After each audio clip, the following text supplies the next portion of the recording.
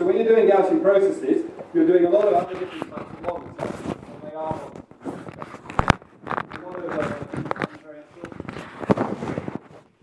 Now, the idea of this school is to try and put that in context around a global framework, and that framework is basically the covariance function. So there's lots of different ways of representing a Gaussian process, including via linear differential equations and various other things. But the way we'll be using is the so-called covariance function, which is nicely described in 1954 by Hal Lanning. It's not quite clear how the computer in 2001 may have been named after this guy, because he designed the lunar landing module, the first digital computer that was on the lunar lander. But it's not, I was trying to research that, it's not quite clear. His name was Hal. But he didn't try and kill anyone. In fact, the story I was just telling at the beginning, he built a priority scheduling operating system for that lunar landing module, which was the thing that ensured that when it went wrong, it got overloaded on the landing. This is a famous incident, and started sending out program errors. His design ensured that it ran the critical programs that allowed the module to land. And so in some sense, he designed it such that that mistake didn't cause an abort on that landing, which is quite cool. He also wrote about Gaussian processes. So the reason we talk about covariance function is because actually it's so at one school someone asked, well, is it the most interpretable way of thinking about a Gaussian process? And I think not necessarily, but it is a sort of universal language. And that's the sort of perspective we'll take. There's lots of different perspectives on Gaussian processes. But the book that's sort of the modern book that takes this perspective most strongly is Gaussian Process for Machine Learning by Rasmussen and Williams. Carl Rasmussen and Chris Williams were the people that sort of did the most to introduce Gaussian processes into the machine learning field. And their perspective is the sort of, I guess, the canonical perspective people take in machine learning. It's not to say that there aren't different perspectives. There are also different ways of looking at Gaussian processes, like Kriging, that we're not going to talk about really at all, certainly in the introduction section. So this is the sort of way we'll look at them here today. But what we'll do is I'd like to start from a sort of quite basic thing, which is the Gaussian distribution. So the Gaussian distribution is arguably the most common probability density. And I think, certainly I used to think it was arguably the most boring probability density. In terms of when I was at school and we had to learn about Gaussian processes, well, we had to learn about Gaussian distributions. It just seemed like the most uninteresting thing. It was something with a mean and a variance. And it was like we did some difficult maths, and then later on we added up numbers to compute means, and then we used a slightly different formula to compute variances. I think that sort of sense of the Gaussian distribution carried on through for me for certainly until maybe about 15, 16 years ago. Because the interesting thing I think I'm going to argue about the Gaussian distribution is the mean is not the good bit, it's the covariance. And of course that's not something you learned at school or at statistics or any other point. That's the message you want to get across. So it's a sort of fairly boring thing. It looks like this, like a bell curve. And so this could be a distribution. It's quite widely used because of the central limit theorem. This could be a distribution of people's heights. Of course, it's not quite correct to have a distribution of heights that theoretically has mass in the zero space, but it's a kind of good approximation to what positive distributions we should use. So it has two parameters, the mean and the variance. So the mean is mu, which is the expectation under this distribution, and the variance is the sort of square of the expectation of the square minus the square of the expectation. Now it has, this bit is super important, yet kind of something that we all take for granted. But this bit is what means that a Gaussian process becomes something that is computationally sort of omnipresent. And also arguably is something that arises an enormous amount in practice. So not everything's a Gaussian process, let's be clear about that. But many things are. And one of the interesting things is distributions things tend to become Gaussian processes because of the properties. And this property is one that's very important in determining that. So the sum of Gaussian variables is also Gaussian. Now that's something I think we're taught, I can't remember if we're taught at school or when we were in high school or at university, and it seems totally unremarkable. Well, so the sum of things distributed, a sample from distribution, could also be sampled from that distribution. But that's really remarkable. Very few densities have this property. So, and this is a super important property in allowing us to use Gaussian processes. Because what it says is, if we have a bunch of samples and we add them up, and those samples are drawn from a Gaussian, then we get a Gaussian result where the mean of the sum is just the sum of the means, and the variance of the sum is the sum of the variances. Now, the fact that it's the sum of the variances and not something like the sum of the standard deviations is also important, because if you want to compute the standard deviation of this, it's the square root of this sum. It's not the sum of the square roots. And that means that actually, if you were to observe sort of samples corrupted from a noisy variable, that's what means that averaging over Gaussian samples is a good idea, because basically as you accumulate more and more, the variance is going up linearly, but the standard deviation isn't. So as you see more and more, and that's something that also is quite subtle. So when people first looked at these things, that wasn't necessarily something that they believed was going to be true, but it's what means averaging is normally a good idea. So one way you can tell that this is an abnormal thing is because other distributions, when you do this, they also converge towards this. So if you have samples from non-Gaussian variables, as long as they're finite variance, independent samples being added together with a mean, so whatever the class of distribution is, if the mean is mu I and the variance is sigma I squared, doesn't matter what the class of distributions is, as long as there's a finite variance, because sampling independently, they tend towards this distribution as well.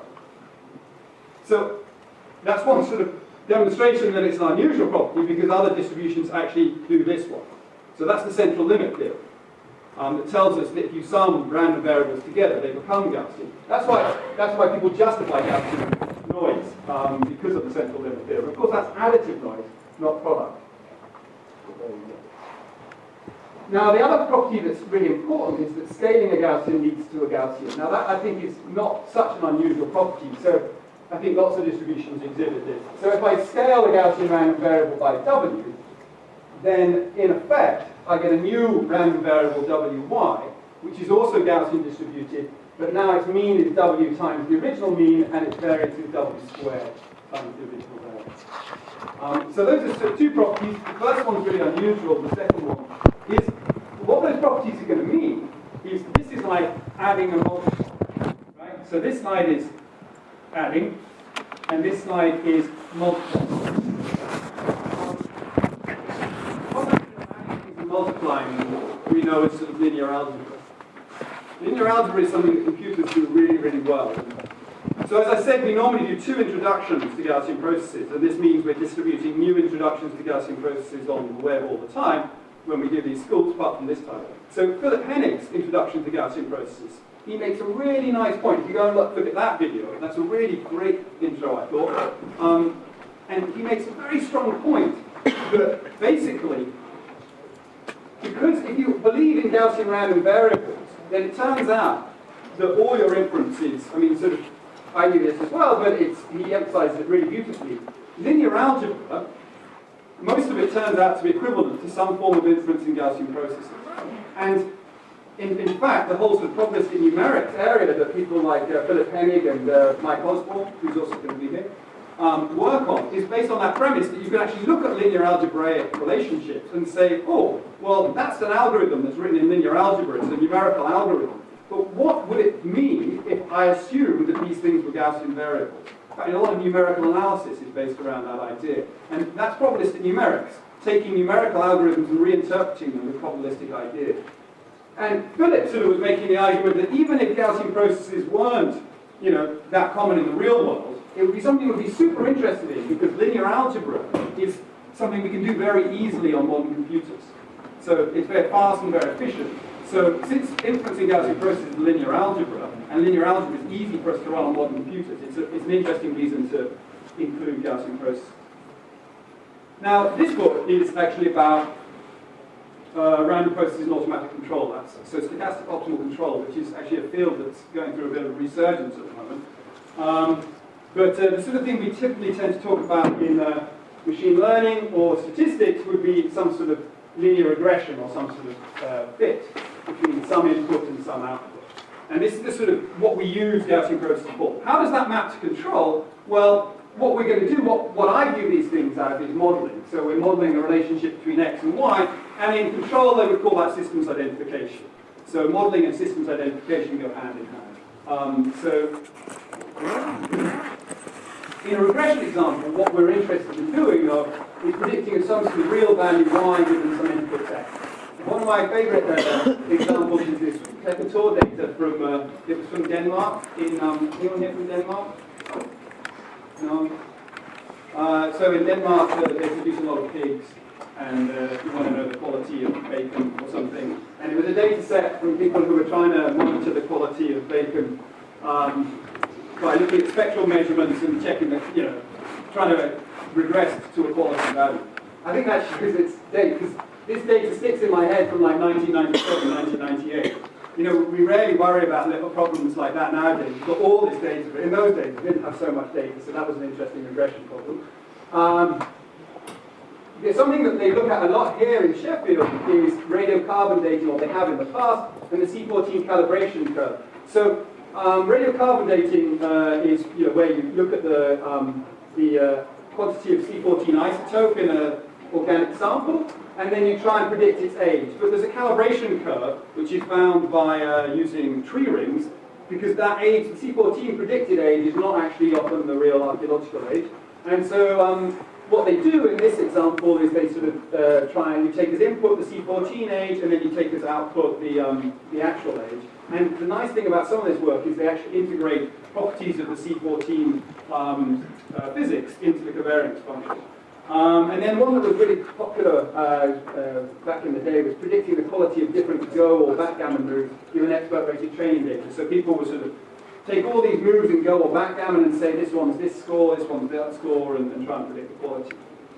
But in some sense, what I like to think of when I think of these problems is this, actually, the simplest way of drawing it, which is so we're trying to take some input and predict an output given some parameters. And the parameters here, M and C, are the slope and intercept of the function we're trying to use. Now, going way back to sort of, I guess this would be late 18th century, there was an interesting perceived problem in trying to do this. So you're trying to sort of parameterize a line in this way, and that's fine. You only need two data to do it. And something I like to revisit is what happens when there's a third data point. Because this itself was considered philosophically an interesting problem for quite some time. The reason being because, of course, there's three possible lines that fit this data.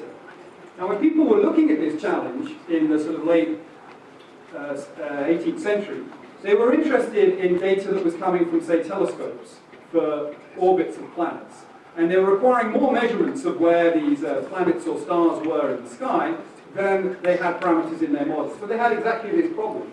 Now, there's a big debate about what you do with this problem, because there was a strong argument that said one of these lines is more correct than the others. And we need to work out which of these lines is correct. Now, nowadays, you all have it naturally within you to sort of say, well, obviously, what do we do in this case? These squares, yeah.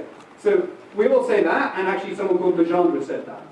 And he said, we're just going to minimize this error function without any sort of particular motivation. But Gauss claims precedence over Legendre in the least squares algorithm and claims he did it first. So who knows where the I always forget, the New Horizons, that's Pluto. The Dawn probe is now. Dawn probe? Ceres. So it's a shame that the dwarf planet Pluto was reached approximately at the same time as the dwarf planet Ceres, which orbits between Mars and Jupiter. Around sort of 1801, Ceres was discovered and was thought to be a major planet because they predicted there was going to be one there. It was observed for like 30 days and then lost.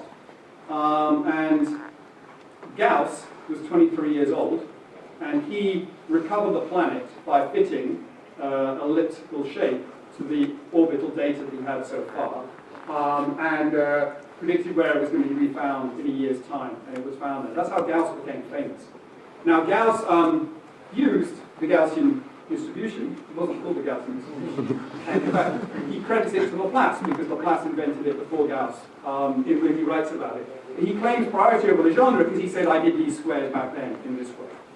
So whoever did it doesn't matter, but philosophically, the important point from my perspective is Gauss was actually just following in a direction that was laid out by Laplace. So Laplace said, this is how you have to deal with this data. This was his idea. That what you've got is an overdetermined system. So you've got two parameters and three equations. And the clever thing that Laplace said, there he is that we deal with that with uncertainty. So this is one of the most beautiful, my French is not very good. Nous devons donc envisager la tête présente de l'univers comme le fait de son état antérieur et comme le cause de celui qui la suit. We can envisage the state of the present universe, the effect of the previous state, and as the cause of the state that follows. So this is Laplace writing in 1814 in his philosophical essay on probabilities. And he's describing what's called the, what's that? We can look at the state of the universe as the effect of the state that's previous and the cause of the one that follows. Not Bayes' rule? Determinism. Markov property, yeah. So it's a good 50 years before Markov, but he's describing the Markov property here. And then he sort of goes on to say, well, let's just do the English version because my French is So this line here, we ought then to regard the present state of the universe as the effect of the anterior state and the cause of one to follow. Given for one instance an intelligence which could comprehend all the forces by which nature is animated and the respective situation of the beings who compose it, an intelligence sufficiently vast to submit these data to analysis, it would embrace in the same formula the movements of the greatest bodies of the universe and those of the lightest atoms. For it nothing would be uncertain, and the future of the past would be present in its eyes. I think that is a beautiful paragraph. It actually describes the dominant ways people seem to have approached artificial intelligence for about 30 years. And it's called Laplace's demon. And it's kind of ironic that he should be saying this in something that's called the philosophical essay on probabilities. And this is totally associated with him. It's called the clockwork universe. Now, the ironic thing about that is people don't seem to read on, because he's setting it up as a straw man. He goes on to say, don't be absurd. The curve described by a simple molecule of air or vapor is regulated in a manner just as certain as the planetary orbits, which is what's his inspiration.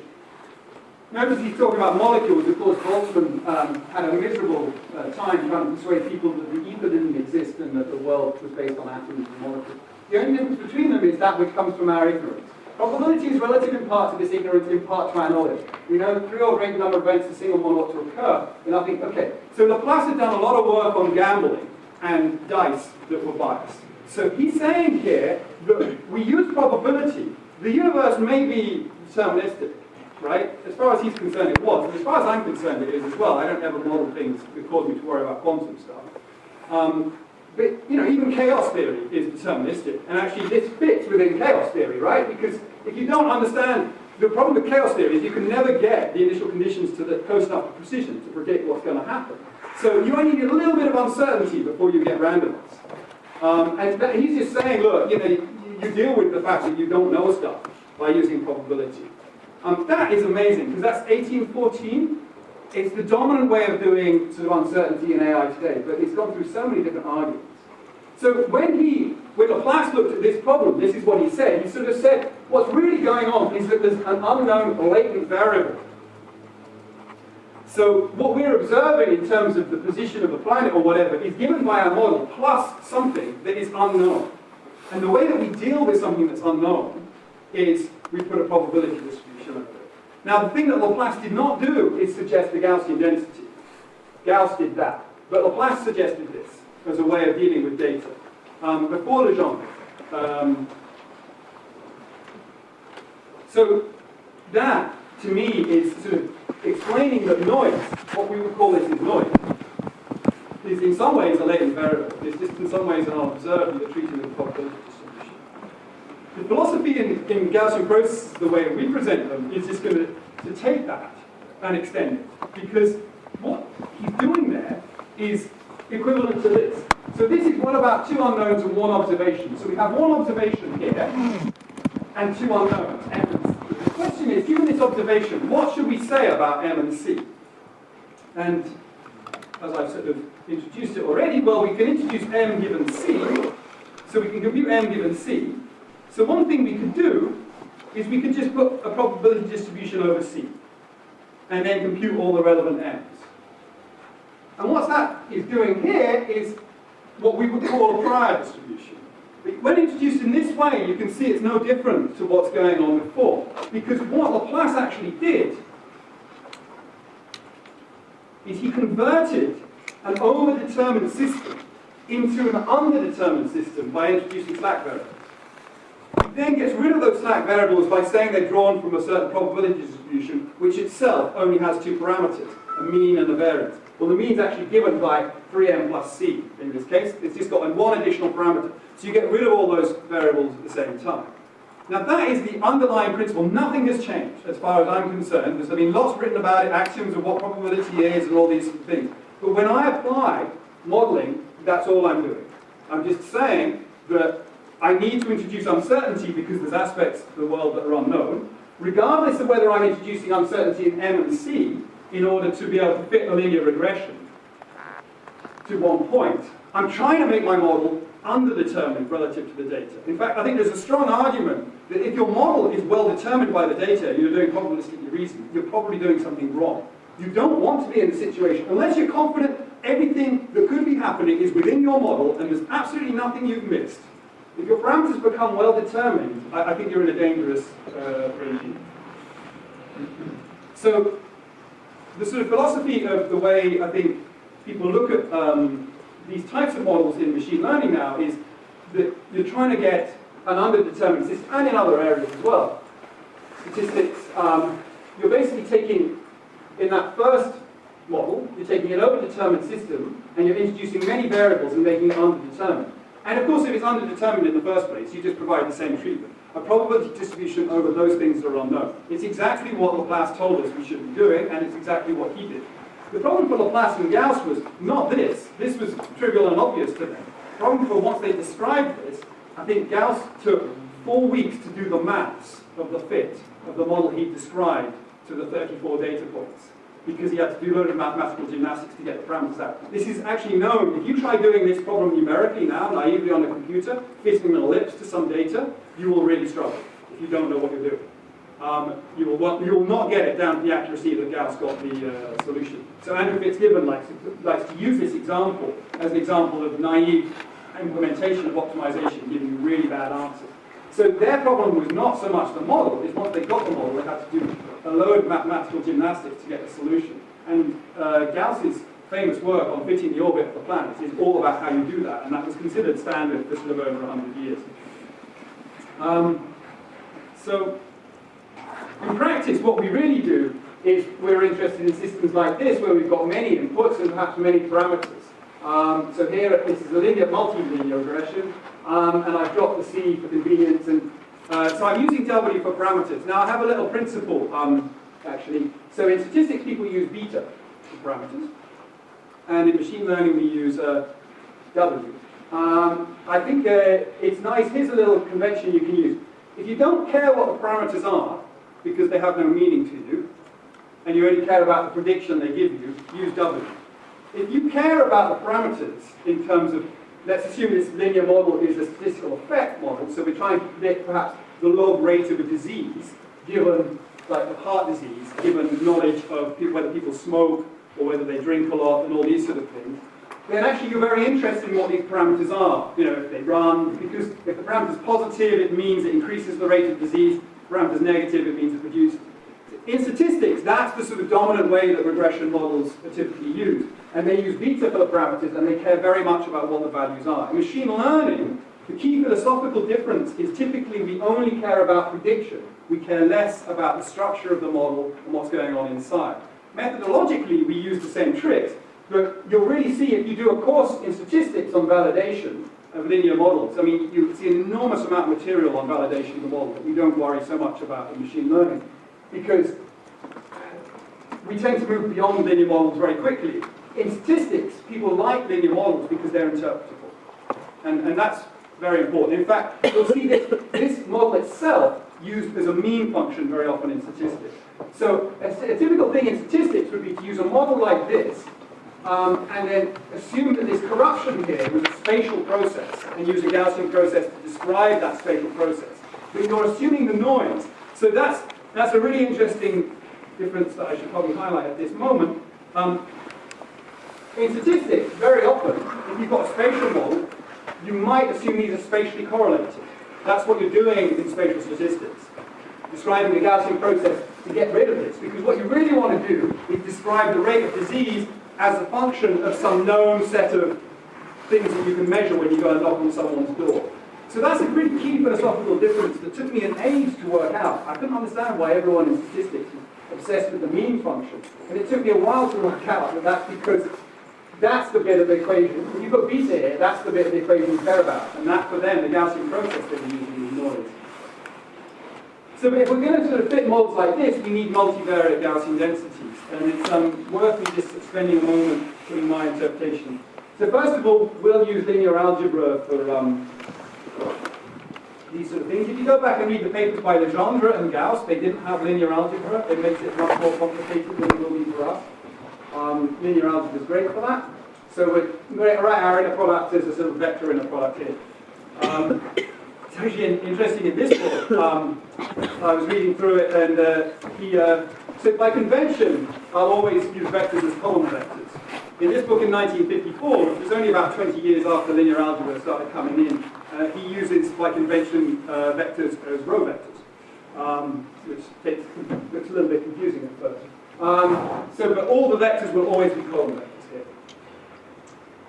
So, Bayesian inference, what we're doing is we're sort of putting prior distributions over these things when we're overdetermining. So we're saying we've got a distribution over C. And typically we use Bayes' rule in this way. Now, it doesn't come up so much in Bayes' rule. It will come up when Alan talks about EP and these sort of things. But in Gaussian processes, it will come up less because actually you can do most of the things you need to work out with this linear algebra. I mean, it's there, hidden in the background, but we don't need to sort of twist to use it. So what you have is you have a relationship between your variable and the data. You have a prior over the variable, sorry, the parameter, I should say. Prior over the parameter, relationship between your data and the parameter. And you are interested in the posterior distribution of the parameter given updated of the data. Okay. So the way Bayesian inference works in practice is that if you have a prior distribution over that intercept and you combine it with the likelihood, then all you do is such a simple thing is you multiply the two together. And the beautiful thing about Gaussians is that when they multiply in this way, you also get a Gaussian. That's another sort of really important property of Gaussian. So this is unusual. The prior here is Gaussian. This is the Gaussian likelihood of observation. And then we multiply them together. The joint distribution is Gaussian. And when we renormalize it, we get a Gaussian posterior. So within this equation here, we're in this very unusual situation of, by defining that to be Gaussian and that to be Gaussian, that is necessarily Gaussian and that is necessarily Gaussian as well.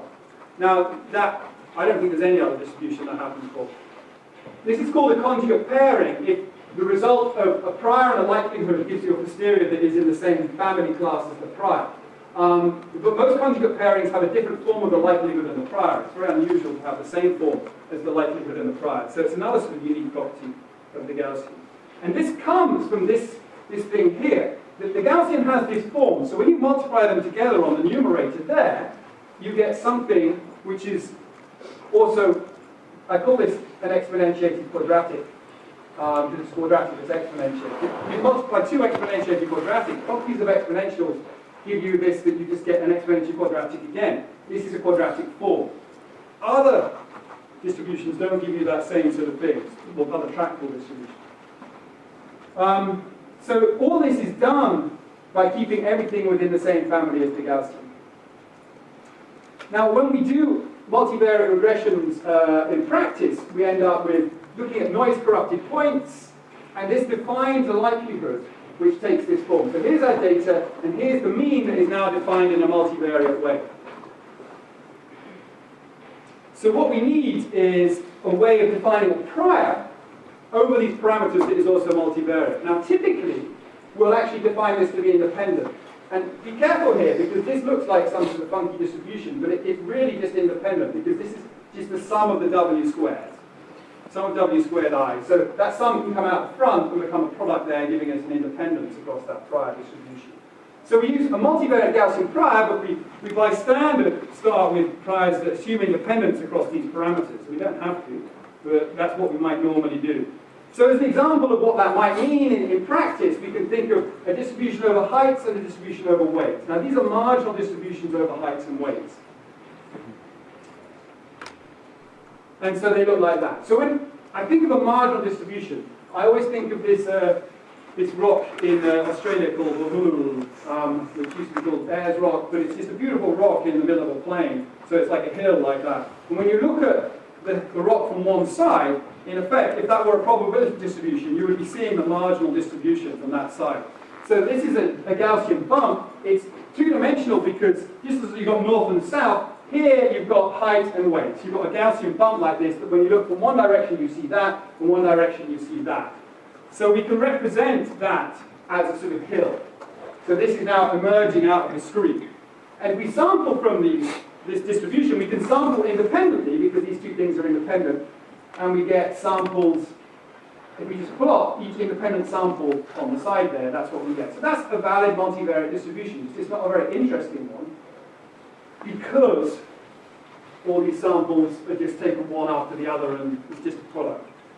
Now, actually, all the interest in the Gaussian density comes when we go beyond that.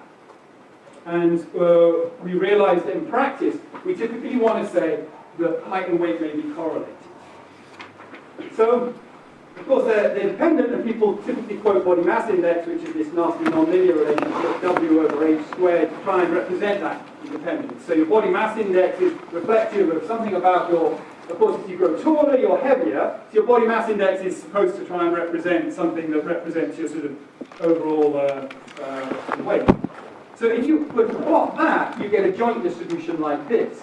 Now, importantly, I've used the same marginals here. So these marginal distributions, if you were to look at this hill from this side or this side, you would see the same marginal distributions as before. But the correlation means that what you've got inside here, some of the mass of that has fallen away. So actually these samples, every year I need to update this, and every year I don't. These samples are now correlated. So you can't sample independently from the plots on the right. You have to sample jointly. And this object is the one we want to use for building processes that understand correlation effects. So a multivariate process that says there's some relationship between H and W. And that is going to be the primary object between everything we sort of do that follows. So how can we do that? Well, we can start with independent Gaussians like this, and then I've just multiplied two together with their own separate means and variances. And then once we've got it in that form, we can recognize that you can rewrite it in this sort of vector form. So, I'm tripping over my shoelace.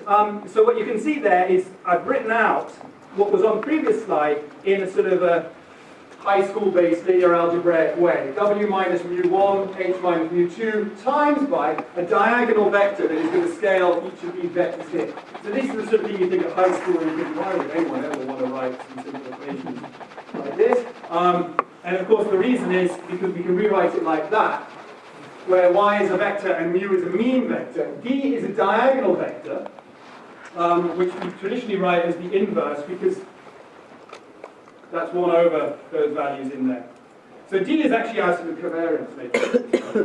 And out the front, I've also written, so this object here is the product of sigma 1 and sigma 2, but I've written that as the determinant of this object here. Because the determinant of a matrix is matrix. So that's just giving me 2 pi sigma 1 times 2 pi sigma 2 square rooted, which is what I've had on the previous slide. Because this matrix is 2 pi sigma 1 and 2 pi sigma 2. So that's the sort of form of an independent Gaussian, if D is independent. But what we do in practice, or this is what mentally I do, you've probably seen sort of multivariate Gaussians introduced before, but this is just to give you sort of an intuition that I have. What I tend to think about us doing next is rotating that space. So the independent Gaussian can have a form like that, like a sausage. We can scale in either of these directions. And the scale of each direction is sigma 1 and sigma 2. Now, if we want the correlated Gaussian, all we have to think about doing is rotating that object around the origin if it's 0 mean. We rotate it around its mean. So if we rotate this object around its mean, what we get is this new form in here. So by rotating the data space and the mean itself, we can pull out R from these equations, and we get this object here. I love this decomposition of the covariance matrix. We said at the beginning that there's lots of different ways of looking at a Gaussian, and covariance matrix is just one of them. This decomposition of the covariance matrix is saying, look, there's two parts to the covariance matrix. It's got, so if we think of d to the half is equal to sigma 1, sigma 2. So this is giving us this basis, this orthogonal basis of sigma 1 versus sigma 2. Now then, if I rotate that basis, I rotate it by a matrix R. So I'm decomposing what I'm saying going on in my covariance function into a basis followed by a rotation. Note, if I make this 1 and 1, when I rotate it, I'm just rotating a circle, so nothing happens. So this is an odd feature that comes up in Gaussians every so often. If you rotate an isotropic Gaussian, then you don't get anything new. But as long as you rotate it a sausage, then you get some correlated Gaussian distribution. Now, it's just one way of thinking about the covariance matrix, and whenever you look at it, it's really a basis, which is the principal axis of this Gaussian. In fact, as we'll see later, this turned out to be the principal component analysis of the underlying distribution. The two are the one and the same. These are the principal axes. So you can always think of the covariance in that way. It's two principal axes that are then rotated. Now, interestingly, the determinant of D is the same as the determinant of C, because the eigenvalues of this object are actually just its diagonal. So the determinant is also the product of the eigenvalues, which means that when we take this determinant here, we can just substitute D in there for C. So we get this new form, which looks like this. So if C is defined as this way now, it's not d to the minus 1 anymore, because in order to get C inverse, we just have to put d to the minus 1 in here. That's a nice property of this sort of eigendecomposition of the covariance. And we just put C in here. So this is the form we get. But it's not always necessarily, I mean, we quote a lot on what the covariance is, but it's not necessarily always the most interpretable. It can be sometimes. But you can think of other ways of forming that covariance there. So we looked at the univariate properties of the Gaussian before, but now this is where it gets fun. Because of linear algebra and multivariate properties of the Gaussian, if we have the Gaussian in this way, and we multiply it by this matrix W, so X is a Gaussian random variable with a mean mu and a covariance sigma, so it now has some structure to it, this little equation here, which is the equation underlying linear regression, is easily resolved to say that Y would be equal to W times X. So this is deterministic, so W is some set of parameters. That implies automatically this. And this comes directly from those properties of Gaussian, in that the sum of Gaussian variables are also Gaussian, and scaling a Gaussian variable also leads to a Gaussian. So if you just mentally think about a little bit about what that might mean in this case, all we get is the mean of the original Gaussian appearing instead of X to give us the mean of the updated Gaussian. It's just an affine transformation. More interestingly, we get this object here, W sigma W transpose, is of that form. Now, if you look at what I just did there, what I defined was a P of X and a P of Y given X, because the P of Y given X is Y is equal to WX. Now, I didn't then add a sigma noise term, right? I've left that. So I've got a prior here that says that this is just Gaussian with mean, I've said mean mu and covariance sigma. And then what I've written down at the bottom, P of Y, is called the marginal likelihood. Computing the marginal likelihood is the bane of all Bayesians. It requires a high-dimensional multivariate integral because it requires integrating over y, x dx, where x could be any dimension here. We haven't specified the dimension of x. Those sort of integrals, that's why people invented computers to do metropolis steps and develop nuclear bombs. Very, very hard in pretty much every distribution, apart from the Gaussian, where it's a trivial consequence of the properties. So if you have relationships like this that are linear matrix relationships, and this which is a sort of Gaussian distribution, your end result is write down in one step. Don't bother with Bayes' rule, just write that down. Which is really powerful. So I mean, you can see why in linear algebra this sort of stuff goes on. If you're going to process something with some linear transformation, and you start with something x, and it's going through some linear transformation, if you know that that starting point was distributed like this, then you know that the end point is distributed like this. You can't do that with other distributions. They'll actually tend to this form, other distributions, if you do the same operation on independent. Sorry, I should say it like independent.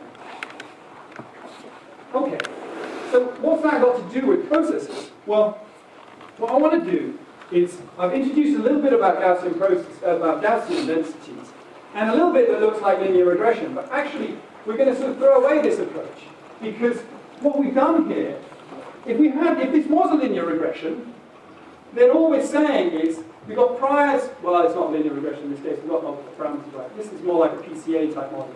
So ignore that, I won't say that here, because I'll have to do too much if W was X and that sort of thing. We'll talk about that in the next session.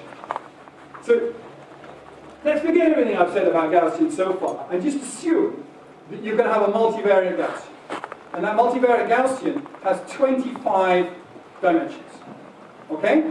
So we can have multivariate Gaussians, whatever dimensionality we like, and we're going to choose one that's 25 dimensional. Now in the next slide, I'm showing you a single sample from that 25 dimensional Gaussian. And I'm going to pause when I get that slide up a little bit and ask the question. So what we're going to do is plot that sample against its index. So this is what it looks like. What I'm showing you on the right-hand side is the covariance I used for this sample. So we know what these covariances are. This one is not two-dimensional, it's 25-dimensional. So you can't visualize it by drawing things on the board. But it's giving me strong correlation. So these indices that are close together are highly correlated. This value here is about 0.96. And as we fade away, we get to about 0.5 or something around here. The correlation drops off with respect to index. This is not 25 samples. That's the bit people get confused about. It's one sample from a Gaussian with this form. And look at it. I think it's the most beautiful thing you can do with the Gaussian process. The first time you do this yourself, and you realize that you've just sampled something. You know, we're used to sampling, a lot of us are used to sampling from Gaussian distributions a lot. And what we see is some horrible noisy crap. And we talk about it as noise, and it's discontinuous, and it's all these sort of things. This sample from a Gaussian is not. It looks like it could be from a function. And not only that, it looks like it would be from a smooth function. And in fact, the function that it does turn out to be from, some discrete samples, some discrete instantiations of a function, is infinitely smooth. I think that's the first thing you have to get your head around, is that you can sample from a Gaussian density and generate a function that is infinitely smooth. The key point is what the structure of this covariance is. So this covariance is determined the correlation between these 2 points here.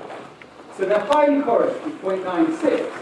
But then there's also a structure between these other points here that ensures that the function stays smooth. It's not just marginally correlated with those 2 points. So questions at this point, because this is a question. What does infinitely smooth mean? So infinitely smooth in this case turns out to be a good question. You can differentiate this function infinite times. Well, you can't because you'll run out of time. But in theory, Which function? this is yet a function. It looks like instantiations from a function. You see, you're doing your statistics thing saying, well, I know that looks like a function, but I know I'm fooled by patterns. No, but actually, these are discrete points from an infinite dimensional function. So that's what going to process allows you to do. We're not going to do much details like that, because actually, it's rare that you can do this for a distribution. And I'll explain a little bit about why that comes about. But these look like, I mean, you draw all, if I join these points up, you will see a function. The mean function? It's not the mean function. That's a good question. That always comes up. The mean of this process was 0. I should have emphasized that more. The mean of this thing is 0. It's the Gaussian with a mean that's there. If I show you the mean, it's just a boring flat line. I'm showing you a sample that looks like this. Why is the mean a boring flat line where the sample looks like this? Because if I take infinite ones of these, there'll be as many going above as below. So on average, the result will be a boring flat line.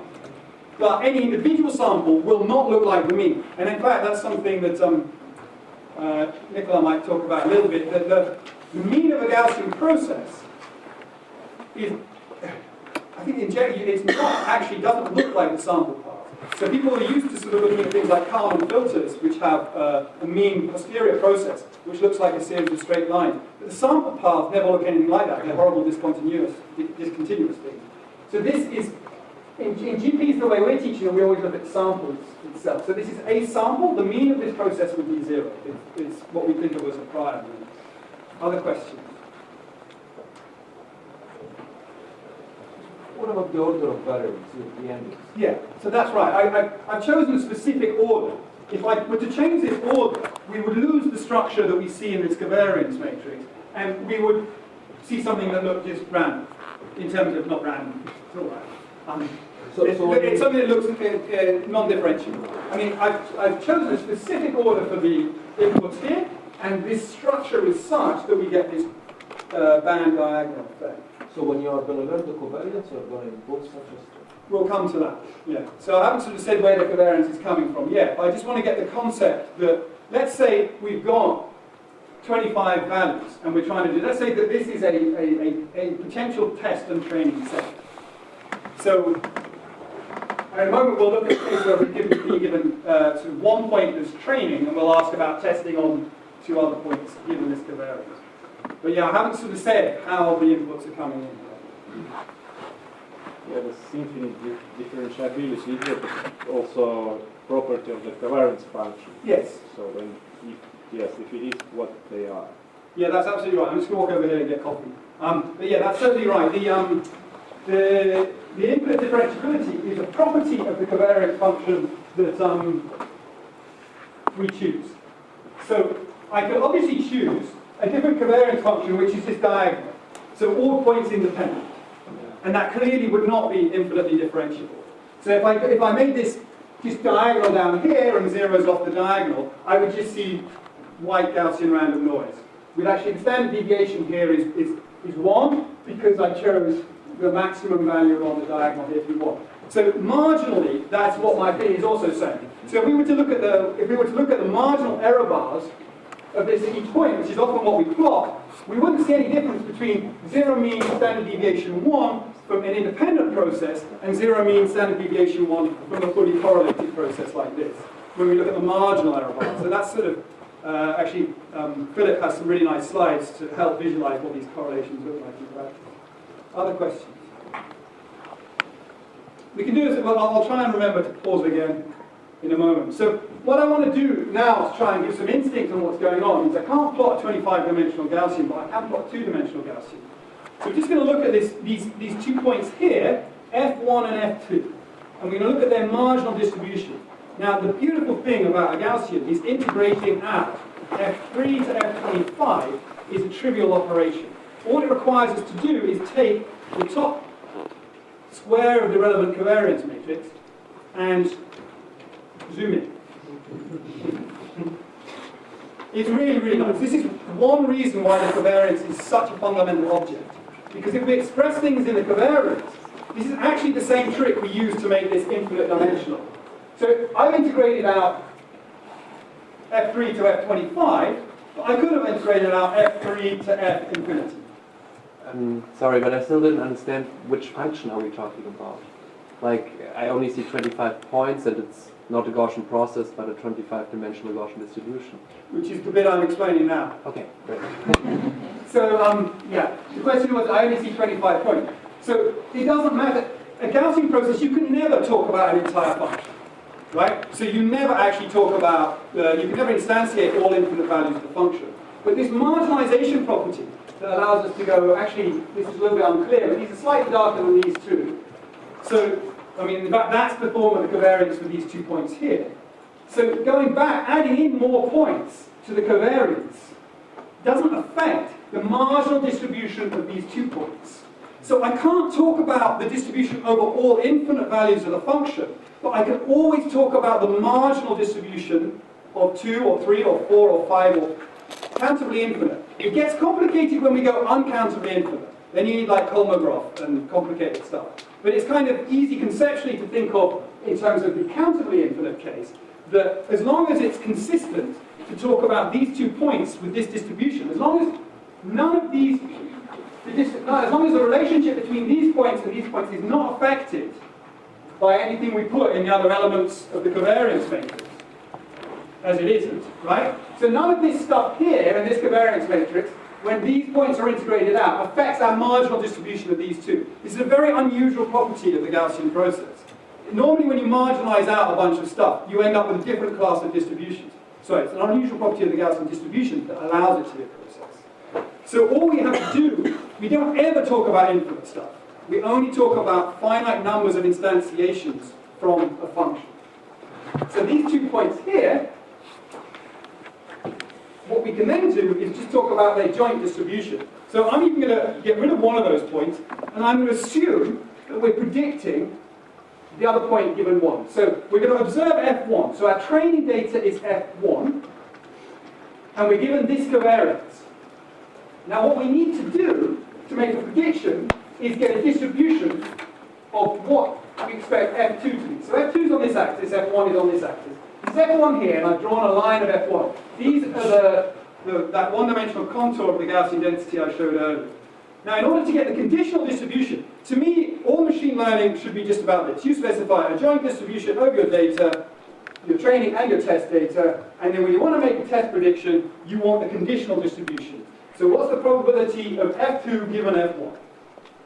I'm not saying everyone should have to do this, but this is kind of the way I think about this. So that's my test point, that's my training point. I've observed training point is minus 0.313. I now can predict the test point. It's this Gaussian form here. So conceptually, that involves a little bit of maths to get the conditional out. It's not as easy as marginalizing, but conceptually, if this is that rock, that Uluru rock that we were looking at before, the way we get this distribution out is by slicing through that rock like that, and then looking at the projection onto that point. That's effectively the Gaussian we get. All the conditional densities of a Gaussian are also Gaussian. So marginalization property is that you marginalize variables in a Gaussian, it stays Gaussian. The conditional property is that any conditional distribution is also Gaussian. Now, because they're strongly correlated, the mean of this Gaussian is close to the actual minus 0.313. If the correlation was 1,1, then of course it would be equal. We would actually have a delta function here, because this would just become a straight line. So what I'm now showing you now is actually the actual observed value of F2 in that function. So because of the strong correlation between F1 and F2, we see that we get an observed value when we sample the actual function. I'm just showing you the thing that was on the thing before that was quite close to the mean, and it's quite close to minus 0.313. Go ahead.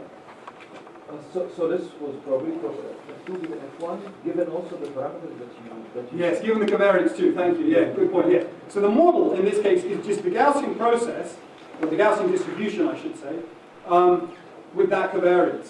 And I haven't said where the covariance is coming from.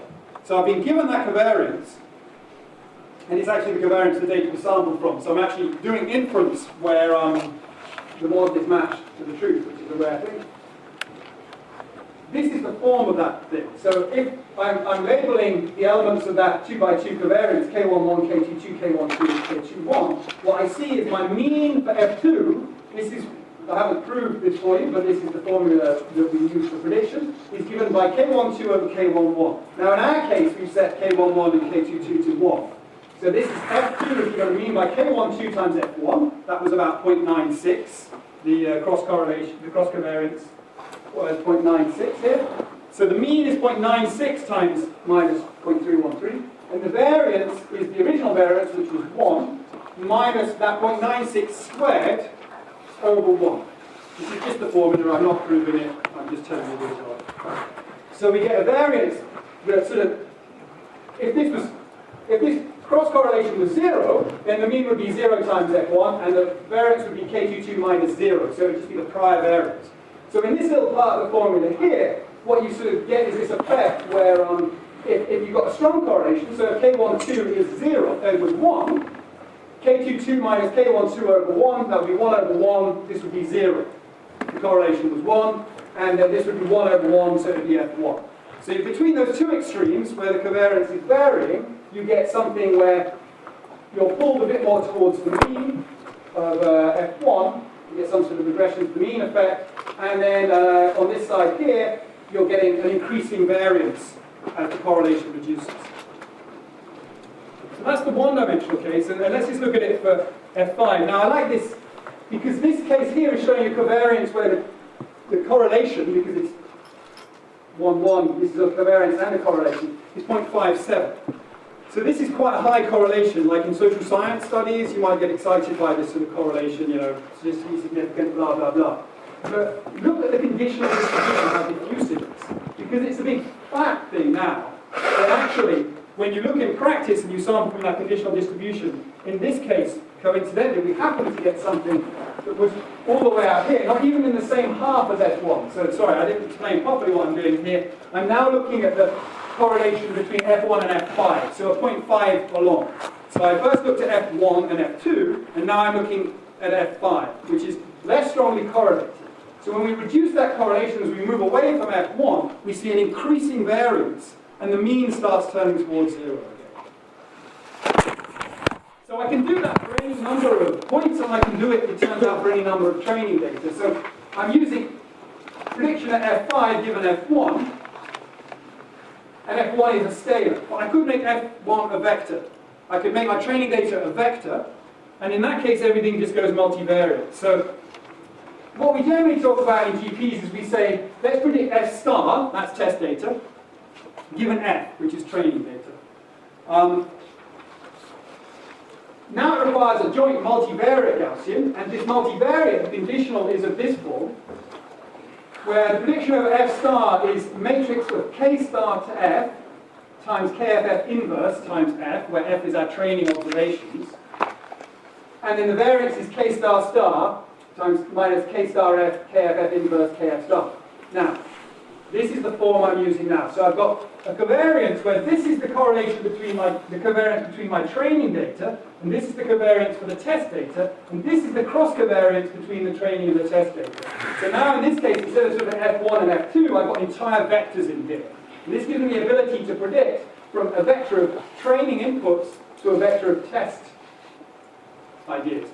Now, I think Carl Rasmussen in his introduction to GPs, which you could also, maybe that's not online yet, we should get that online.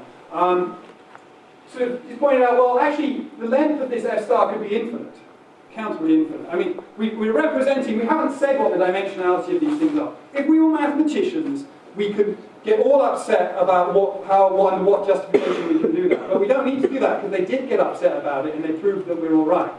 So, as an engineer, we can just think of a multivariate function, f of x, as just being an infinite dimensional vector that's indexed by x. And that's the way we treat it in the Gaussian process. So we think of this vector here, I mean, we don't have to make it infinite dimensional, we can think of f star as being all those points, those infinite points that we didn't include. And the point about the GP is it's consistent that we don't need to know the definition of K star star and K star F in order to work with the data we've observed so far. Because marginalizing them out, integrating over them to give us... So what we really want to do, I believe, is a joint model over the training data and our test data. And then we're trying to predict our test data given our training data. Very simple machine learning. Apart from the fact that in order to do this, you need to compute the marginal distribution of P of x. And for most distributions, this integral, the infinite dimensional f star, isn't going to work. But for the Gaussian density, it does. And all you get is the Gaussian with the covariance KFF. Okay? So the KFF, K star F, are self-covariant. Yes, thank you, yes. This is the cross covariance, I would call it, between the training and the test data. So you can see in this object here, we've specified everything that is in our model. That's what the Gaussian process does. It says, this is the interrelationship between my training data, this is the cross covariance between my training and the test data I observed, and this is the interrelationship between my test data.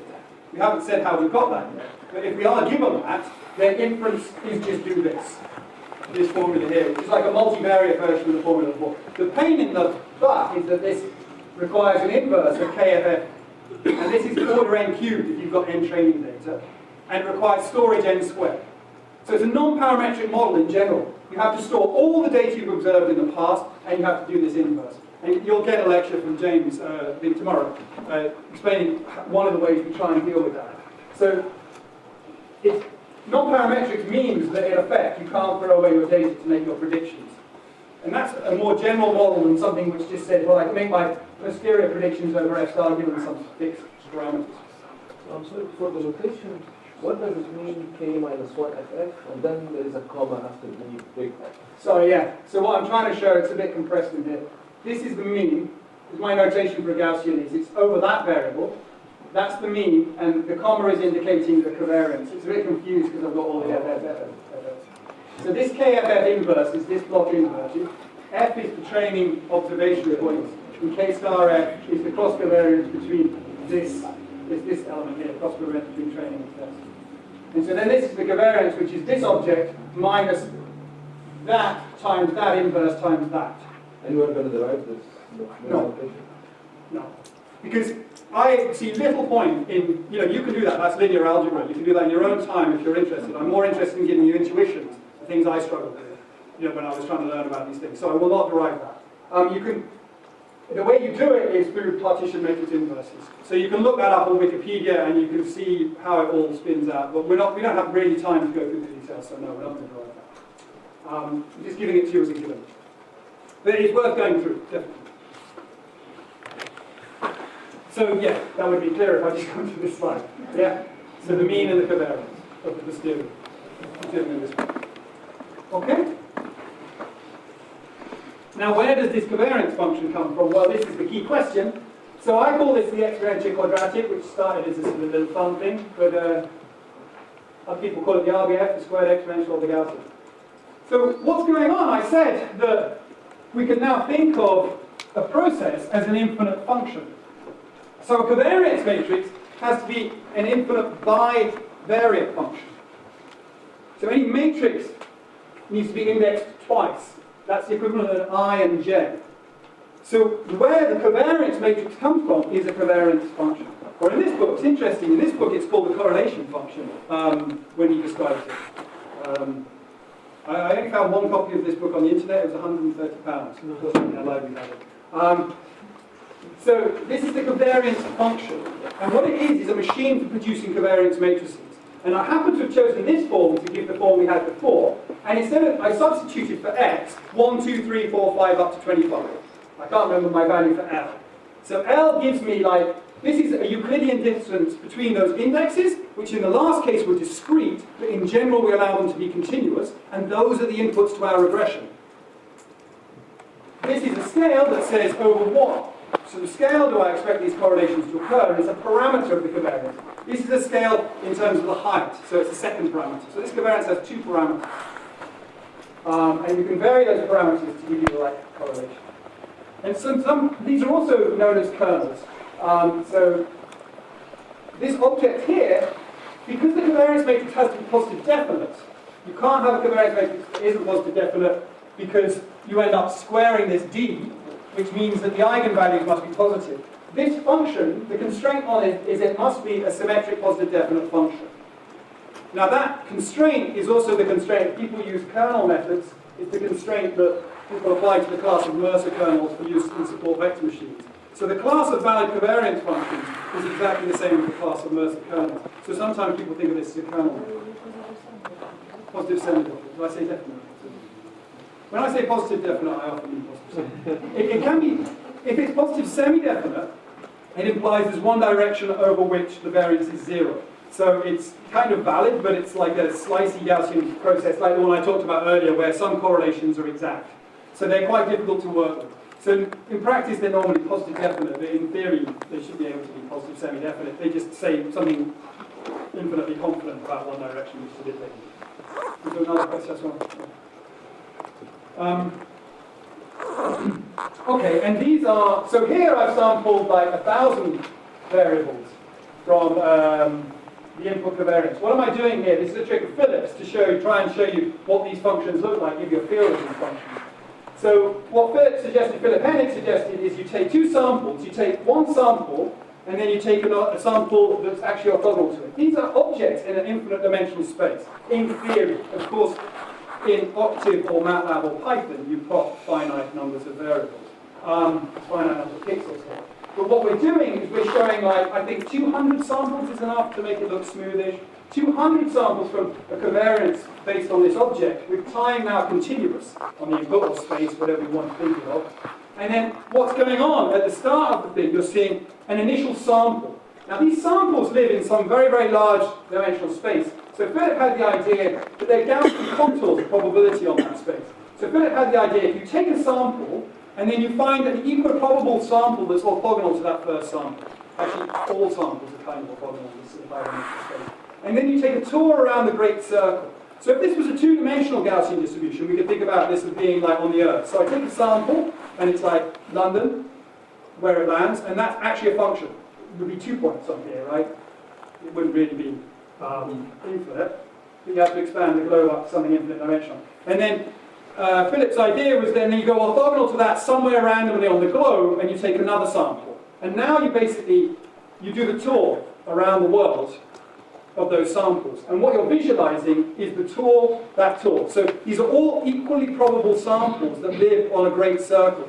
So the sample's chosen, initial sample's chosen, and then you're seeing a tour. And the idea of doing that is to show you these sort of correlations. If I show you the mean is utterly boring. It's just zero. If I show you the marginal variances, you'll see the marginals are in there. It's standard deviation 1. So look, they're going up as far as 2 standard deviations. So the marginal probabilities of the mean and variance are really boring. So Philip came up with this idea. He's written a little thing online to try and help visualize it. So in practice, how do we compute these things? So it's sort of, I don't know, when you first do this stuff, it's a little bit confusing. So I'll go through in the last 10 minutes a little bit exhaustively where the covariance matrix comes from. So we want a matrix, but we have this function. Now if I'm given inputs to the function, so these are my training input locations. I'm not showing you the observations of those. -3, 1.2, and 1.4. And then I'm parameterizing the kernel matrix, or the covariance function, with L is 2 and alpha 1. So in here, you see, I put these things in. So this is the form. So xij, so this is x2, 1. 1.2 minus minus 3, because my things are 1.2 is x2, and x1 is minus 3. So it's, in effect, 1.2 plus 3 squared, divided by 2 times the length scale squared. So this is the things that I just put in the function if I want to know the covariance at the first point. So I skipped over the first one, because the first one, x1, 1, is just minus 3 minus minus 3, which is 0, squared. So that's 0, so this is just e to the 0 times 1. So the diagonal element is 1. That means that whatever we choose alpha with will always be along the diagonal for this covariance function. But it's a stationary covariance function, and the fact that everything's dependent on the distance between x1, xi, and xj, as it is in this case, is enough to show you that it's a stationary covariance function. I'm not going to talk much more about that. I think Nicola will talk about it later. So that's the diagonal. This is the sort of 1.2 minus minus 3 squared, which is minus 4.2 squared, but divided by 2 times 4. So it's like e to the minus 2. So this gives you the correlation between x1 and x2, which is 0.11. And if I keep doing that, obviously that's symmetric. I can fill in the elements of the covariance matrix here. So what this is saying is because x2 and x3 are close, they're 1.2 and 1.4, I get a very strong correlation between them, given this length scale. Because it's 1.2 minus 1.4 to get the off diagonal here, so that's 0.2 all squared divided by 8. So I get a very strong correlation. It doesn't go above 1 because e to the minus that, and then multiplied by 1. So there, that's given a training set of 3 data points, I can build these covariance functions. And that's the sort of color map that says that there's a correlation between 1.2 and 1.4. Now if I've got then a test point at x4 that I need to predict on, I can still do the same first set of points. Here, because I've reduced the numerical precision, it's just saying 1, 3.995. But now someone's given me x4, and they want me to make a prediction at x4. So in order to make my prediction at x4, I need to compute that k star f and k star star. In this case, they're the vector here. That's k star star, and that's k star f. That's kf star.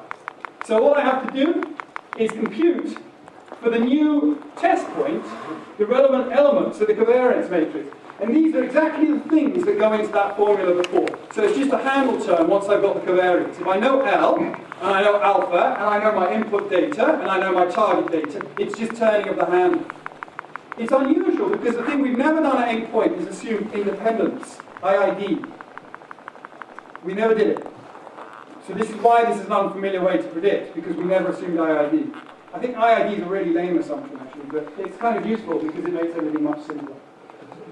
But you also need to get the alpha then? Yes. You need to estimate upon the data later on? Yeah, that's later.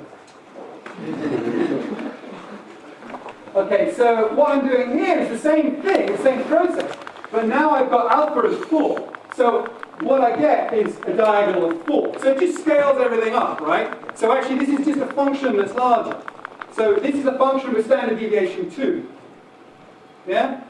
So it's a property, so if I was given this one, then I would expect things to go further away from the mean. And now I also changed L to be 5 here, didn't I? So when I look at this, L being 5, I've scaled everything up and I've said that the correlations are longer range. So I get more of a sort of, my colour here is different from before. It's darker. It's saying longer range correlation. This would make things wider and higher, changing these two parameters. Okay, I'm going to skip the covariance for basis function, probably.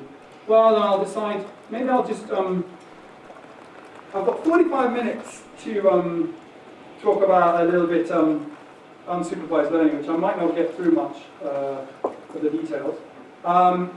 We've got 6 minutes till we're due to break. What should we do? Shall I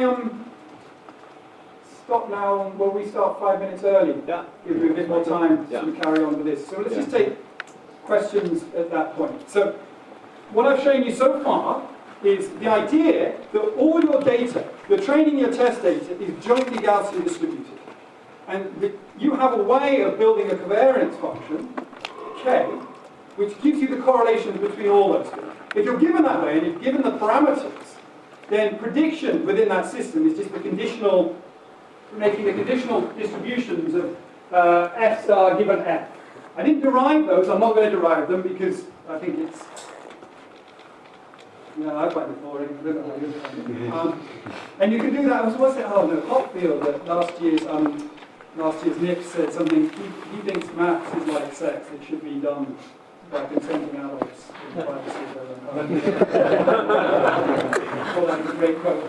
So we're taking the same approach. So not all the maths, I'm trying to give you the intuition. If you want to do the derivations, go away and look at them. The book is a great resource for how you do those derivations. There's some Gaussian process solutions in there. So please go ahead and look at those. But questions at that point, and then we'll break for coffee. So you said that sometimes, a point won't give you any other information, and that's why it would be semi-definite as opposed to definite. So you say that again? You were describing why it might be positive definite as opposed to positive semi-definite. So if it's semi-definite, some of the points aren't really giving you any extra information. No, if it's semi-definite, sorry, I may have probably garbled that explanation.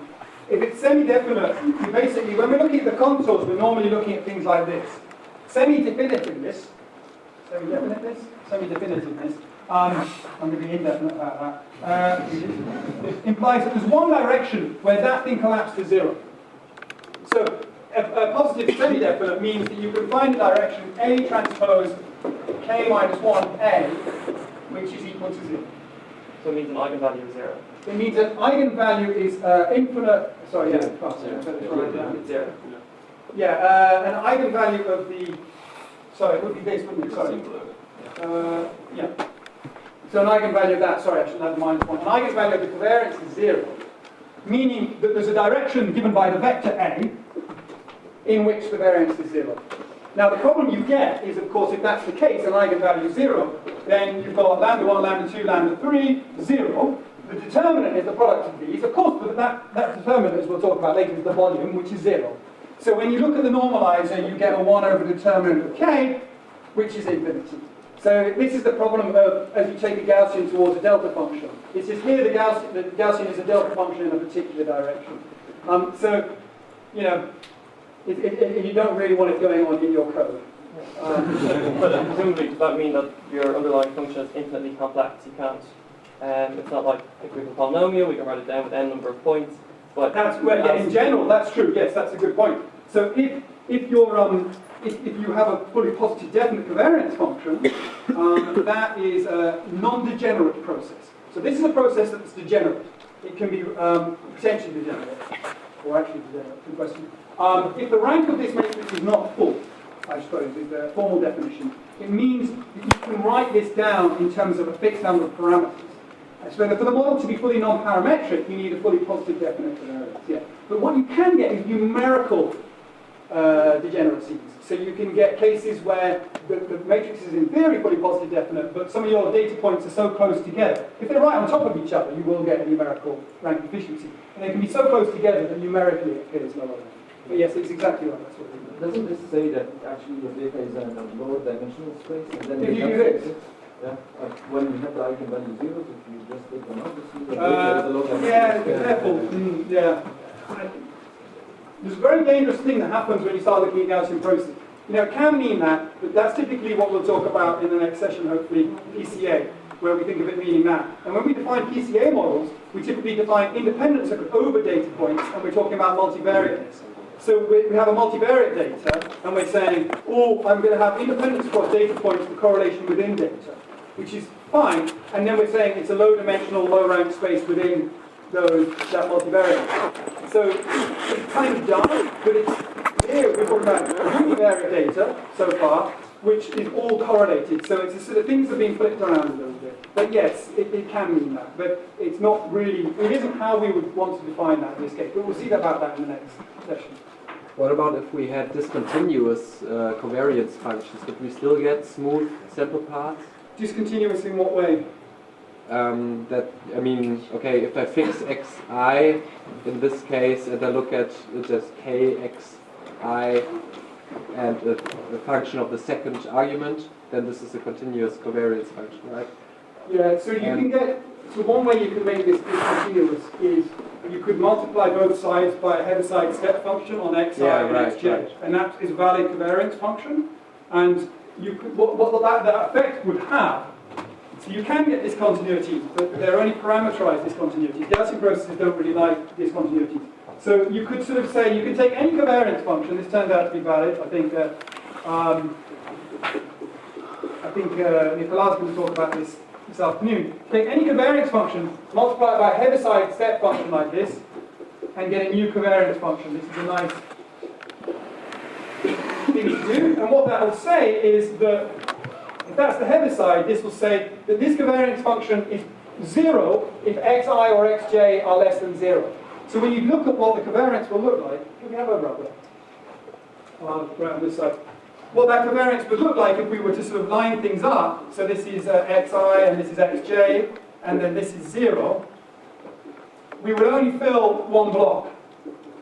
That means we could add, for example, another covariance where we were multiplying by the negative Heaviside and switch on a different covariance function in this region, effectively zeroing out these two regions here. And this is a trick people use for non-stationarities, or what do we call it? Mike Osborne has done this, and various people, in order to, that would give you a discontinuity at 0, typically, because at 0, you would have one function going out like this, but independently, you would have another function going out like this. But one real pain with Gaussian processes, you can put these discontinuities in, but you have to parameterize them. That effectively becomes now a parameter of this kernel, sort of minus tau, plus, you can add, which we haven't talked about yet, minus tau, something like this. It will form like this. But you now have a tau, which tells you where the discontinuity is, which is a parametric thing. So you can do that and get these discontinuities, but they're not ideal for discontinuous. If you don't know the number of discontinuities, then Gaussian processes will do it. What happens when you put those parameters in the RHKS as well? You put those parameters in the RHKS. You effectively, I wouldn't know the right way of, I don't know, I can't think of it in RKHSs because they're funky infinite dimensional spaces. So Nicola would be better off answering that question later. What I would think is if I put parameters like this, I would declare it as putting a Gaussian process phi, right? And if I do that, then typically everything gets smoothed out because they don't appear in a distributed way. If I can do that and it's tractable, then those parameters will typically be in front of the covariance function and everything ends up looking like a Gaussian process again. There's things called Levy processes, which we're certainly not going to talk about, which allow for discontinuities to occur. Levy processes actually have jump properties in them. The Gaussian processes don't. So, yeah. It is a problem when we want to do discontinuities. So what are sufficient conditions then to talk about smooth sample paths if it's not smooth for every covariance function? I think I'm going to leave that to this. Okay. We'll talk about that this evening. Yeah. Great. Okay. Because we're going to focus on the... I'm sort of moving into Nicolas, and I'm going to overrun on my own talk. So. Okay. Other questions? Right, so let's... One question. Oh, sorry. So, in the case the covariance function is not full rank, typically in regression problems we have something called a nugget effect, basically adding the part of the identity of the covariance. Yeah. Is this a sensible way to do it in Gaussian processes? Does it correspond to some sort of smoothing of this? So it's very clear so the nugget effect is what it's called in Kriging. Yeah. And in Gaussian processes we just call it adding Gaussian noise. Because it's very clear what it's doing. The real advantage of the GP and the covariance representation is that I can define a Gaussian process over F1, function 1, and then I can define a Gaussian process over F2, function 2, and then I can define a Gaussian process over some noise process. Now, if each of these is Gaussian processes, and they each have kernel functions K1, K2, K3, the covariance of the resulting process is just the sum, because Gaussian and the variable sum to give us new covariance. So the situation you're describing is the normal situation in regression, where we assume that this covariance function here is just given by diagonal independent Gaussian noise. The covariance function for which is just a diagonal.